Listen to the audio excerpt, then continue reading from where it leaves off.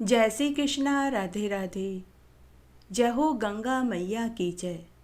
आइए आज हम गंगा दशहरा के दिन गंगा दशमी की संपूर्ण व्रत कथा और महात्म्य का श्रवण करते हैं और अंत में माँ गंगा की आरती भी सुनेंगे।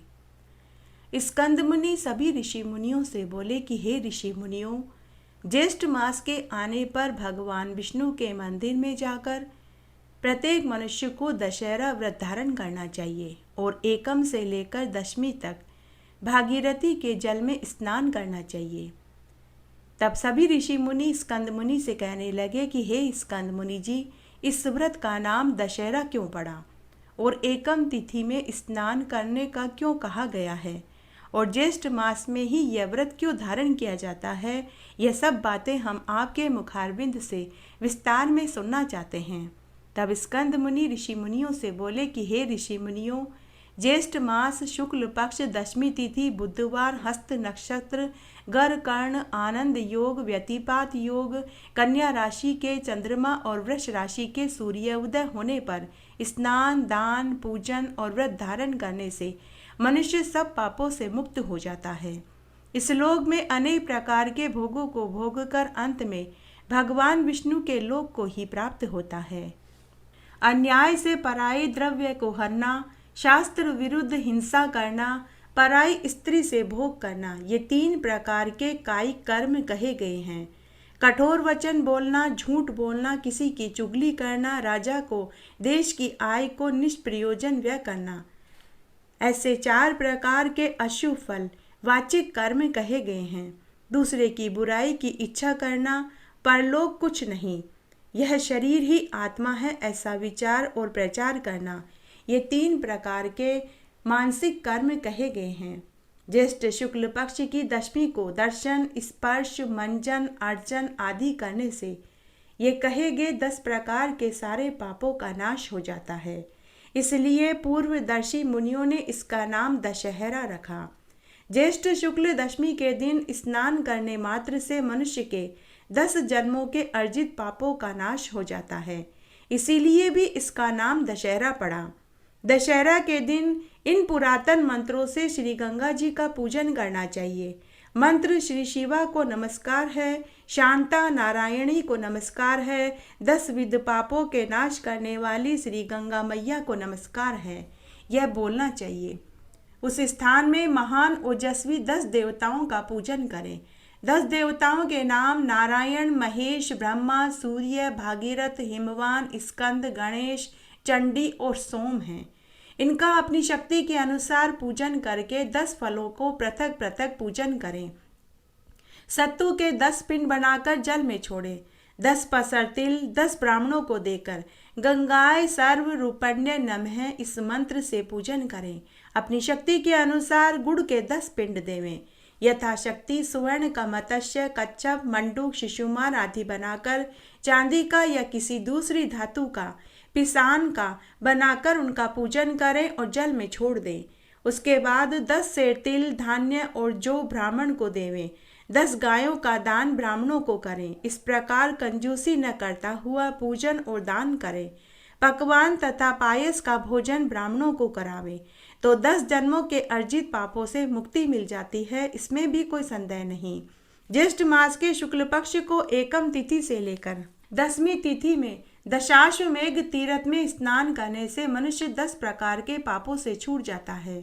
ज्येष्ठ शुक्ल के एकम से लेकर समस्त जन्म के पापों का नाश करने वाली दशमी तिथि पर्यंत सभी तिथियों में क्रम से स्नान करने वाले मनुष्य ही श्रेष्ठ होते हैं और दशहरा के दिन दशाश्वमेघेश्वर के लिंग का दर्शन करने से 10 जन्म के अर्जित 10 प्रकार के पाप धुल जाते हैं, इसमें भी कोई संदेह नहीं है।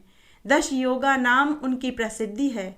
दशमी के दिन तो 10 योगों का संबंध हो अथवा न हो, अकेला ज्येष्ठ मास ही सर्वश्रेष्ठ है। समस्त योगों में रहित होने पर भी केवल ज्येष्ठ मास ही निश्चित रूप से मनवांचित फल को देने वाला है। जैसे आकाश में नक्षत्र गणों के साथ चंद्रमा शोभित होता है, वैसे ही योगों के साथ ज्येष्ठ मास शोभित होता है। केवल योग ही शोभित नहीं होते, बिना ज्येष्ठ मास के एकत्रित सब योग ही निष्फल हो जाते हैं। ऋषि लोग आगे बोले कि हे स्कंद मुनि जी, सभी योग पापों का नाश करने वाले हैं और पुण्य को देने वाले हैं, तो फिर ज्येष्ठ मास को कैसे श्रेष्ठ कहा गया है, यह भी बताइए। तब स्कंद मुनि बोले कि हे ऋषि मुनियों, ज्येष्ठ मास शुक्ल पक्ष की हस्त नक्षत्र से युक्त 10वीं तिथि के दिन लोक प्रसिद्ध गंगा जी स्वर्ग से धरती पर अवतरण हुई थी। राजा भागीरथ घोर तपस्या करके पापनाशिनी गंगा को धरती पर लेकर आए थे, इसीलिए भी ज्येष्ठ मास सब में श्रेष्ठ है और शेष योग ज्येष्ठ मास के सहचर अनुचर है। ऋषि कहने लगे कि हे स्कंद मुनि जी, भागीरथ जी किस प्रकार घोर तपस्या करके गंगा मैया को धरती पर लेकर आए तथा पृथ्वी पर पहले वे कहाँ स्थित हुई। स्कंद मुनि जी बोले कि जब समस्त ब्रह्मांड का निर्माण करने वाले श्री विष्णु भगवान के नाभि कमल में ब्रह्मा जी प्रकट हुए, उस समय ब्रह्मा जी एक हाथ में कमंडल और अन्य हाथों में वेदों को धारण किए हुए थे। तीनों लोकों को पाप रहित करने के लिए और वहाँ का जो पवित्र जल था वही पवित्र करने वाली विश्व जननी गंगा कही जाती है। ब्रह्मा के कमंडल से प्रकट होने वाली गंगा के साथ विष्णु भगवान से प्रकट हुई, परंतु ब्रह्मा ने कमंडल से नहीं निकाला। बहुत वर्ष व्यतीत हो गए। किसी समय दैत्यों ने तीनों लोकों को जल से भर दिया। उस समय इंद्र आदि समस्त देवताओं ने मधुसूदन भगवान का पूजन किया। पूजन से प्रसन्न होकर भगवान ने कमंडल के जल से तीनों लोकों को स्थापित किया। इसके बाद विष्णु भगवान के चरण कमल से श्री गंगा जी प्रभावित होकर बहने लगी। हे तपोधन, जब तक गंगा जी दृष्टिगोचर न हो गई, उसके पूर्व भगवान शंकर ने अपनी जटा को सुदृढ़ बनाकर उसमें गंगा जी को धारण कर लिया। गंगा जी का शिव जी के साथ योग होने से द्विज रूप हो गया। हे भक्तों, तब सब देवताओं ने वृषभ ध्वज की प्रार्थना करी। तब शंकर भगवान ने अपनी जटा से गंगा जी को छोड़ दिया। उस समय प्रवाह रूप से जब गंगा जी गरजती हुई आकाश को चली गई, तब उनका स्वरधरणी स्वर्गंगा स्वर्गवाहिनी नाम पड़ा। हे प्रिय भक्तों, उस समय राजा भागीरथ ने घोर तपस्या करके अपने पितरों की मुक्ति के लिए गंगा जी को पृथ्वी पर लेकर आए थे। वहां पर शेष आदि की स्तुति करने पर गंगा जी पाताल गुफा को चली गई। उस पाताल से राजा भागीरथ द्वारा लाई गई, इसीलिए गंगा जी का नाम भागीरथ पड़ा। जब राजा जैनों ने गंगा जी का पान कर लिया और उसको दक्षिण काल से निकाल दिया, तब उनका नाम जगती तल में पुरुषा जानवी पड़ा। यही गंगा तीनों लोकों में भ्रमण करती है और तीनों लोकों की रक्षा करती है, इसीलिए जगत में माँ गंगा का नाम त्रिपदगा पड़ा। हे प्रिय भक्तों, गंगा जी कमंडल समुद्र भूता विष्णुपाद समुद्र दवा गंगा हर जटोद्भूता स्वधरणी लोक पावनी भागीरथी जानवी त्रिस्तोता भीष्मसु मंदाकिनी भागीवती त्रिलोक्य वासिनी, ये गंगा मैया के 13 पवित्र नाम हैं। जो मनुष्य इन 13 नामों का रात्रि और दिन में स्तुति और पाठ करते हैं, उनका वास भागीरथी गंगा के तट पर माना जाता है। जो नित्य स्नान के साथ इन 13 नामों को पढ़ते हैं, उनको गंगा स्नान करने के पुण्य फल की प्राप्ति हो जाती है। इन 13 नामों के पदों से जो नित्य नमस्कार करता है, उसके सभी प्रकार के पाप मुक्त हो जाते हैं और अंत में वह कैलाश को ही जाता है। मृत्यु के समय निश्चल मन से भक्ति से योग से बंधन से मुक्त हो जाते हैं। वे लोग स्वर्ग लोक को लांघते हुए ब्रह्मपद को प्राप्त होते हैं। जो मनुष्य गंगा के इन 13 नामों को अभिमंत्रित कर जल को अपने शरीर पर डालते हैं, ऐसे पातकी मनुष्य भी अपने पापों से छूट जाते हैं और मरने पर उन्हें यमराज के दर्शन नहीं होते। गंगा के महात्म्य को कहने में कौन समर्थ हो पाया है।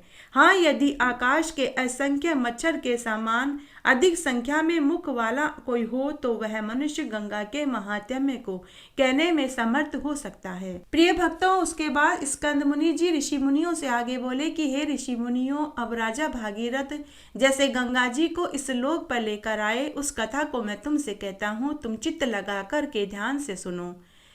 सबसे पहले सूर्य कुल में राजा सगर परम धार्मिक देवताओं तथा दैत्यों का निर्वहन करने वाला विख्यात राजा हुआ।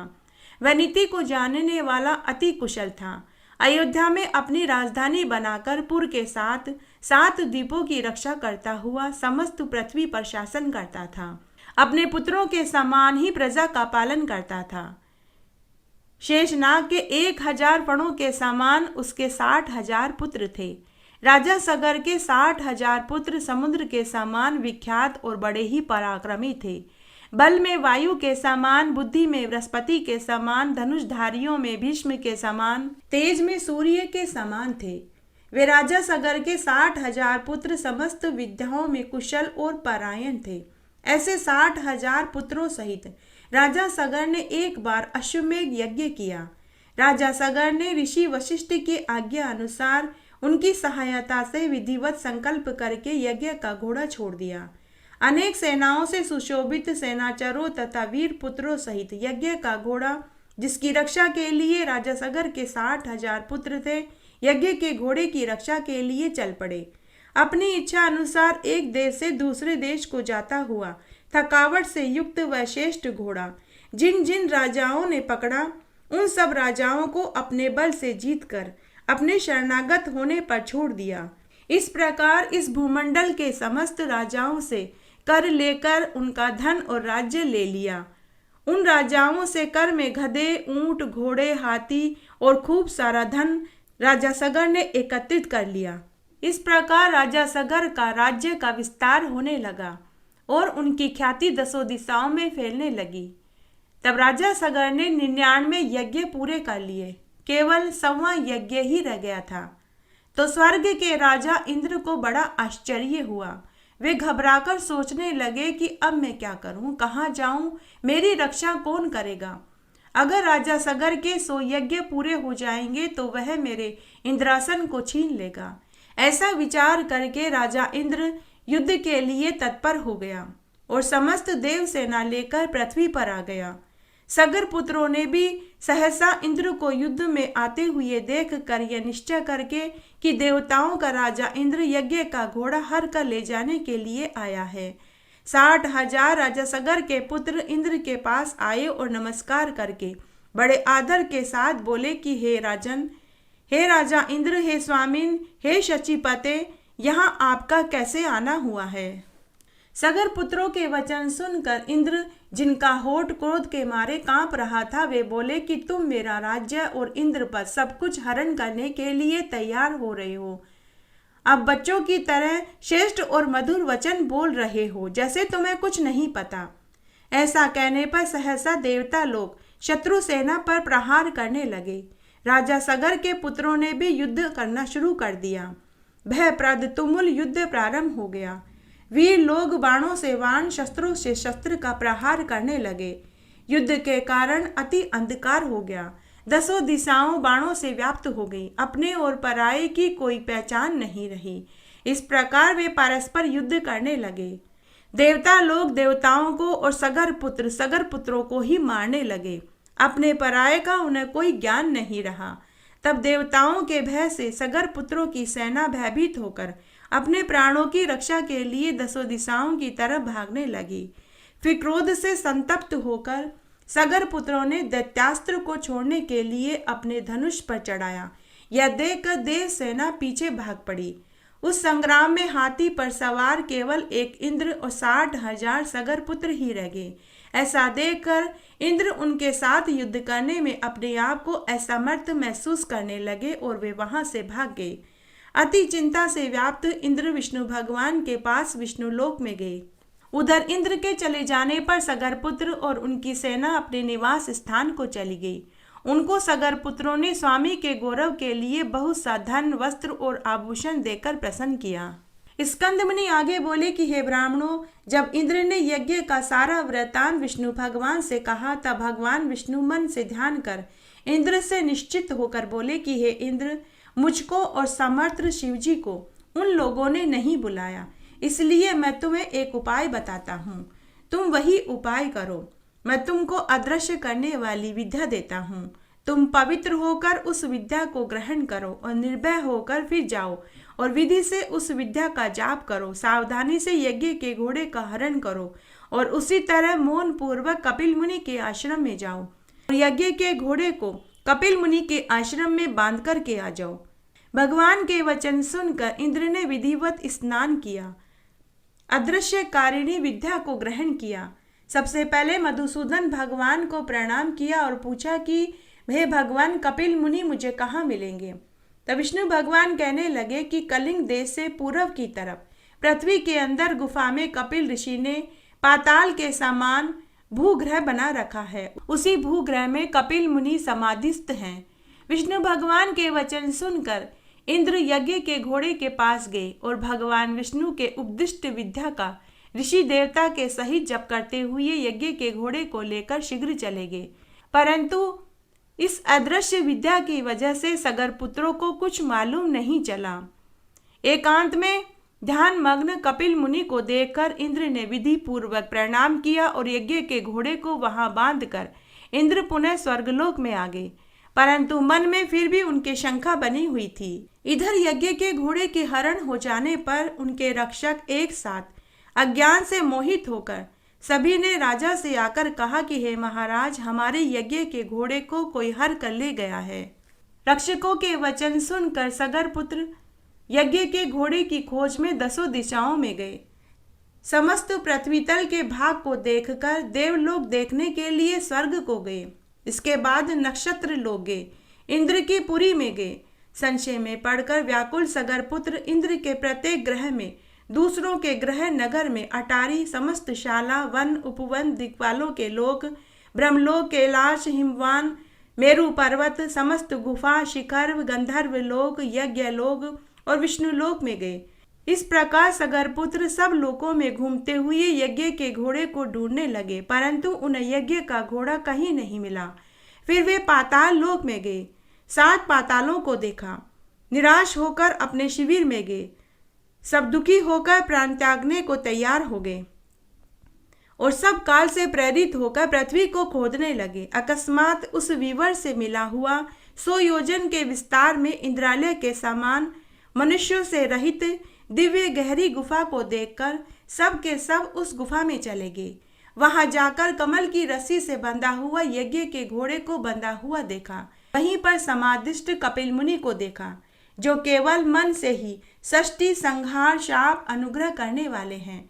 कपिल मुनि के प्रभाव से उन मूर्ख सगर पुत्रों ने कपिल मुनि को ही चोर समझ लिया कि इसी मुनि ने यज्ञ के घोड़े को चुराया है और समाधिष्ट होकर बैठ गए हैं। हम लोगों के भय से पृथ्वी के नीचे घर बनाकर ऋषि के समान आकर यहाँ समाधि करने बैठे हैं।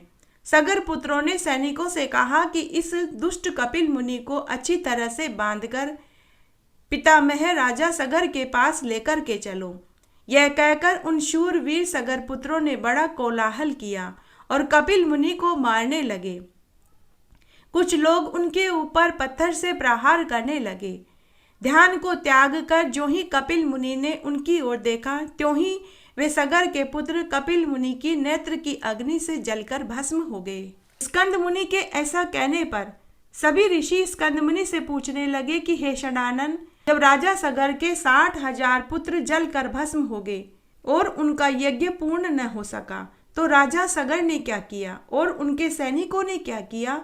कृपया करके आगे की कथा सुनाइए। तब स्कंद मुनि बोले कि हे शौनक ऋषियों, विल के द्वार पर स्थित सैनिक लोग विवल होकर विल की उस अग्नि ज्वाला से संतप्त होकर राजा सगर को सारा समाचार सुनाने के लिए गए और कहा कि आपके पुत्रों ने जब यज्ञ के घोड़े को कहीं नहीं देखा तो अपने हाथों से पृथ्वी को खोद डाला।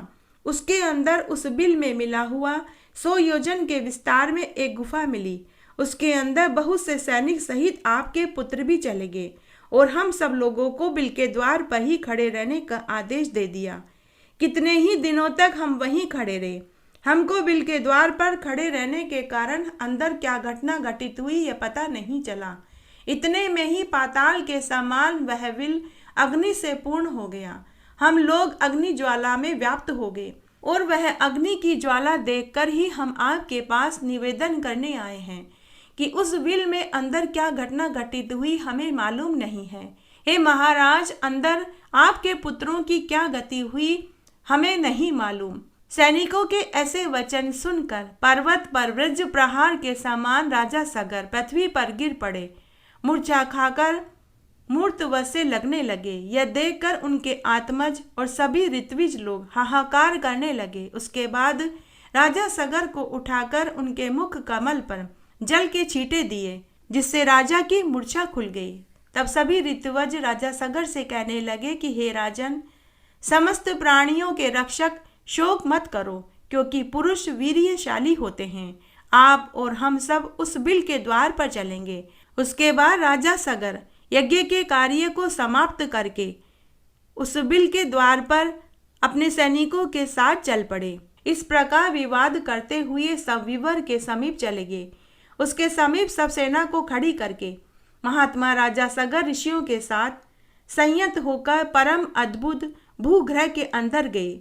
वह भूगृह इंद्र के समान रत्नों से प्रदीप्त, प्राणियों के संचार से रहित सुंदर था, परंतु भस्म का पहाड़ बना हुआ था।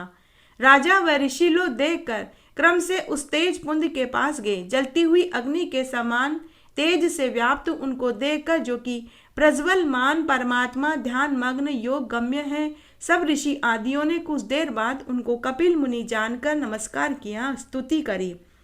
वे कहने लगे कि हे देव, आप नित्य हैं, परमानंद हैं, आपकी जय हो। जगत के कारण रूप मन से षष्ठी को संहार करने वाले आपको नमस्कार है। हे सत्य गुण को धारण करने वाले हरि स्वरूप आपको नमस्कार है। तम रूप में स्थित रुद्र स्वरूप आपको नमस्कार है। अखिल लोक वंदना के योग्य हे सुरासुर से पूजित चरण कमल वाले आपको नमस्कार है। हे दया के सागर, संसार रूपी संसार में फंसे हुए हम लोगों की आप रक्षा करें। हे ब्राह्मणों के स्वामी, शीघ्र हम लोगों का उद्धार करें। शोक रूपी विशाल किनारों से रहित जल राशि में पतित इस पृथ्वी का उद्धार करें, क्योंकि हे दीन बंधु, आप ही आदि स्वरूप 12 रूपधारी हैं। इस तरह स्तुति करके राजा सगर पुनः शोक मग्न होकर रोते हुए जमीन पर गिर पड़े। नेत्र खोलकर अपने सामने निश्चित रूप में पतित राजा सगर तथा उन ऋषियों को देखकर कपिल मुनि ने राजा सगर और ऋषिगणों से पूछा कि आप कौन हैं और कहाँ से आए हैं तथा मेरे पास आने का क्या प्रयोजन है। तो वे लोग कहने लगे कि हे भगवान, यह परम धर्मात्मा राजा सगर शोक और दुख से व्याप्त होकर आपके पास आए हैं। इस राजा के दुख का कारण आप सुनिए। यद्यपि आप अखिल के ज्ञाता हैं, इस राजा सगर ने अपने 60,000 पुत्रों से युक्त होकर अश्वमेध यज्ञ शुरू किया था। इसने संग्राम में इंद्र को भी जीत लिया था। जब यज्ञ आरंभ हुआ और 60,000 पुत्र बहुत सी सेना सहित यज्ञ के अश्व को जगती तल पर छोड़ दिया, तब वह घोड़ा फिरता हुआ अकस्मात अदृश्य हो गया।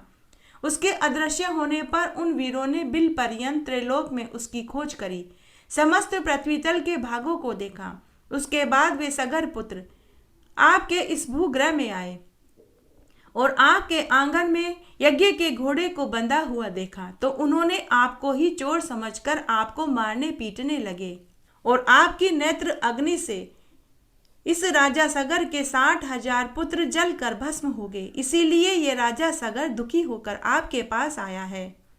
तब कपिल मुनि बोले कि हे ऋषियों, इस कर्म को गुप्त रूप से करने वाला तो इंद्र है। यज्ञ के घोड़े को मेरे पास इंद्र ही बांधकर इंद्रलोक में चला गया। सगर पुत्र तथा राज्य मंत्री और अश्व के रक्षक मुझे ही चोर समझकर मुझे मारने पीटने लगे। मेरी क्रोध अग्नि से आपके पुत्र जलकर भस्म हो गए। मैंने उन्हें जान करके भस्म नहीं किया। ऋषि श्रेष्ठ कपिल के इस प्रकार कहकर अत्यंत दुख प्रकट करते हुए विलाप करके स्वयं अपने हाथ से राजा सगर को उठाकर अपने हाथों से उसके मुख कमल को पोंछा और मधुर वचन में कपिल मुनि राजा सगर से बोले कि हे राजश्रेष्ठ, तुम भय मत करो, तुम अपने राज्य को जाओ। तुम्हारा 100वां यज्ञ मेरे वरदान से पूरा होगा। मेरे प्रताप से तुमको अवश्य महेंद्र पद ही मिलेगा। इंद्र ने जो दुष्टता करी है, वह दुष्ट बुद्धि के कारण अहिल्या में उसकी कामुक बुद्धि होगी और गौतम ऋषि के शाप से वह भग योनि से चिंतित हो जाएगा। इस प्रकार कपिल मुनि ने राजा सगर को वरदान और इंद्र को शाप दिया और कहा कि हे राजन, तुमको एक प्रिय पुत्र की प्राप्ति होगी। उससे सत्या नाम की श्रेष्ठ पुत्री होगी। उनसे बड़ा शूरवीर और सत्य पराक्रमी पुत्र भागीरथ नाम से विख्यात सूर्य कुल का भूषण होगा। वह शस्त्र और अस्त्र विद्या में कुशल, नीतिमान, सत्यवान, पवित्र आचरण वाला होगा। वह समस्त पृथ्वी को जीतकर अति दुष्कर तप करेगा और तप के प्रभाव से गंगा जी को स्वर्ग से पृथ्वी पर लेकर आएगा और अपने पितरों का उद्धार करेगा। उस गंगा जी के दिव्य जल बिंदु के स्पर्श से आपके सभी पुत्र दिव्य देहधारी हो जाएंगे। तुम्हारे साथ विष्णु मंदिर बैकुंठ लोक को जाएंगे। पृथ्वी पर राजा भागीरथ से लाई जाने वाली श्री गंगा जी भागीरथ के नाम से प्रसिद्ध होगी। महात्मा कपिल ऋषि के वचन सुनकर राजा सगर ने कपिल देव जी का ऋत्विजों के साथ पूजन किया और नमस्कार करके अपने नगर को लौट आए। उसके बाद बड़े कष्ट के साथ कुछ समय बीतने पर एक दिन मुहूर्त में सती सुभगा को पुत्र उत्पन्न हुआ। अनेक गुणों से युक्त, दूसरे जयंत के समान ही था। वशिष्ठ ऋषि ने आकर उस पुत्र का जातकर्म संस्कार किया। उसके जन्म के समय गोदान और अनेकों दूसरे दान देकर अन्य जनों को वस्त्र धन आदि देकर प्रसन्न किया। 12वें दिन उस बालक का नामकरण संस्कार करके उसका नाम भागीरथ पड़ा। शुक्ल पक्ष की चंद्रमा की तरह प्रतिदिन वह बढ़ने लगा। उपनयन समय आने पर राजा सगर ने विधिवत अपने पुत्र का उपनयन संस्कार किया। वह राजपुत्र 16 वर्ष की आयु के पूर्व ही हाथी घोड़ा रथ समस्त विद्याओं और कलाओं में पूर्ण ज्ञाता हो गया। उसको समस्त गुणों से पूर्ण राज्य भार को सहन करने में समर्थ महान तेजस्वी जानकर तथा मंत्रियों के साथ विचार करके उसु जन्मा भागीरथ को राज्य का भार सौंप दिया। राजा भागीरथ अपने पितामह का राज्य पाकर समस्त भूमंडल पृथ्वी का पुत्रवत पालन करने लगा। स्कंद मुनि आगे बोले कि हे विप्रो, उसके बाद राजा भागीरथ निष्कंटक राज्य करके अपने पूर्व पितरों के समाचार को सुनकर बहुत उदासीन हुए और समस्त राज्य और कोष को अपने पितामह राजा सगर के अधीन कर उनकी आज्ञा लेकर दारुण तप करने के लिए तपोवन में चले गए। श्री शिवजी को प्रसन्न करने के लिए निराहार रहकर स्थिर चित्त से पंचाक्षरी विद्या ओम नमः शिवाय मंत्र का जाप करने लगे। 10 बरस तक दिन रात एक पैर पर स्थित रहकर जल मात्र आहार करके वायु पीकर घोर तप करने लगे। इस प्रकार तपस्या करते हुए जब राजा भागीरथ को बहुत सा समय व्यतीत हो गया तब भक्त वत्सल श्री महादेव जी स्वयं प्रकट हुए।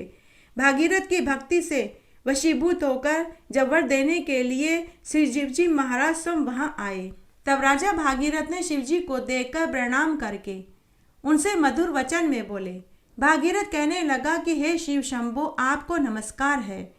सबको सुख देने वाले हे जगन्नाथ, आपको नमस्कार है।